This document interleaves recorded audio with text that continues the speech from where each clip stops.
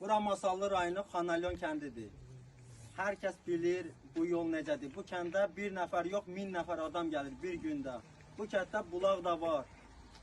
Gəlmək olmur. Qısa konkret bu yol bərbad vəziyyətdədir. Yəni gör, hamısı görür. Dövlət adamları da gəlir bu yola, baxır, deyir bu nə gündədir. Amma heç bir şey eləmirlər. Fakt eləmirlər. Bu kənd elə bir kənddir ki, Qarabağ müharibəsində Ali Başkomandan bir əmrinə görə bütün bu cavanlar hamı getdi, könüllü öz adlarını verdilər orada. Bizi müharibəyə aparın, biz döyüşmək istəyirik, torpaqlarımızı azad eləmək istəyirik. Amma bu kəndin yollarına baxın nə gündədir, bərbad gündədir. Kəndə skora gəlməyi də, uşaqların məktəbə getməyi də hamısı bir problem yaranır. Bunu da bizə buyurub cəmaət hamı deyir ki, bir qazi kimi, bax çoxları burada hamısı hərbidə olanlardır. Bəli. Veteranlardır, Şəhid ailələrdir burada olanlar. Hamı müraciət edir ki, buna diqqət verən yoxdur. Sizlər hamı da xahiş edir ki, bu yola bir baxsınlar.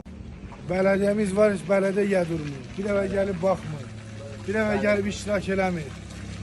Ama deyir ki, her an öz vergilerinizi ödeyin. Neye göre biz vergi vermiyoruz? Ne sebepten vermeliyiz?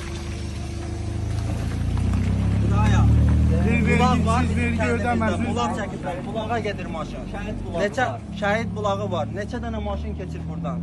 Belə olmayacaq axı. Kentdə şəhidlərimiz də var. İcra başçısı gəlir qəbristanlığa. Şəhidləri ziyarət edir, bu yolu da görür, amma heç kim Bəli. heç denəmir. Biz insan deyilik, biz adam deyilik.